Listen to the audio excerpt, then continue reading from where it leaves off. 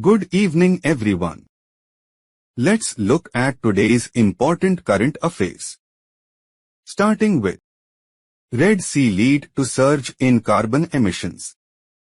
Ongoing attacks by Houthi rebels in the Red Sea area have forced hundreds of ships to divert their routes since mid-December 2023, leading to a significant increase in carbon emissions.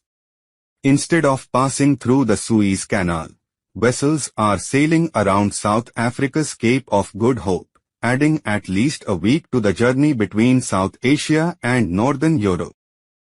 Next, India and UK held meeting on electric propulsion for Navy. India and the United Kingdom are engaged in discussions on sharing technical expertise and experience in maritime electric propulsion systems to meet the future requirements of Indian warships. The two countries are also exploring a training agreement to enhance cooperation among their armed forces. Indian naval warships currently do not have electric propulsion systems. The Indian Navy is looking to induct electric propulsion technology in its future warships. The UK's Queen Elizabeth-class aircraft carriers are integrated full electric propulsion vessels. Next, China's share in India's industrial goods imports rises.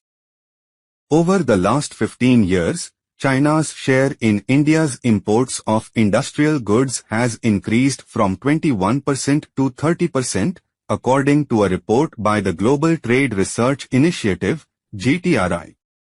This growth in imports from China has outpaced India's overall import growth, with China's exports to India growing 2.3 times faster than India's total imports from other countries. Next, Dubai approves world's largest airport terminal.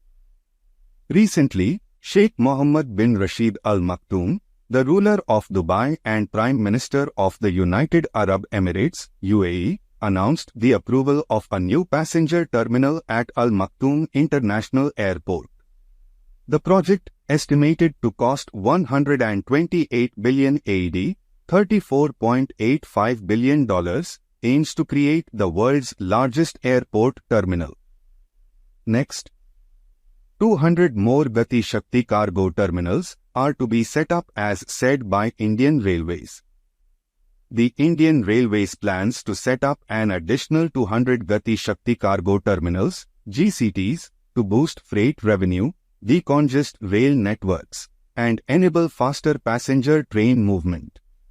This expansion follows the successful implementation of the first 100 GCTs announced in the Union Budget 2022-23. GCTs are multimodal terminals used by corporates to handle bulk cargo that is transported via rail. They are established under a policy that allows monetization of vacant railway land through public-private partnerships, PP. The first 100 GCTs were to be set up over 5 years, from 2022-23. Next, WHO new global malaria strategy for 2030. The World Health Organization, WHO, unveiled an ambitious new operational strategy to accelerate progress against malaria and achieve the disease elimination targets outlined in the Global Technical Strategy for Malaria 2016 to 2030. What is global status of malaria?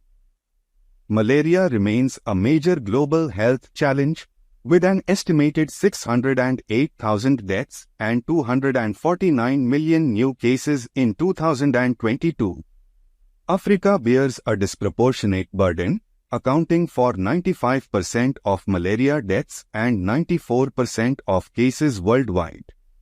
Progress has stalled in recent years, particularly in high-burden countries, due to factors such as resource constraints, humanitarian crisis, climate change, drug and insecticide resistance. About World Malaria Day 2024. The theme for World Malaria Day 2024 is accelerating the fight against malaria for a more equitable world, underscores the importance of equity in the global malaria response.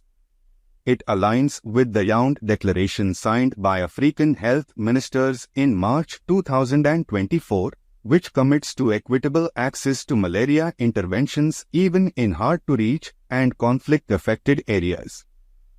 Next, WHO Amendments to International Health Regulations, 2005. Recently, the World Health Organization, WHO, announced that its member states were close to agreeing on a package of amendments to the International Health Regulations, 2005, aimed at better preparing the world for future public health emergencies. Next, CII's Corporate Governance Charter for Startups. The Confederation of Indian Industry, CII, launched new Corporate Governance Charter for Startups to provide guidance on good governance practices tailored to the unique needs of startups at different stages of growth. Thanks to all.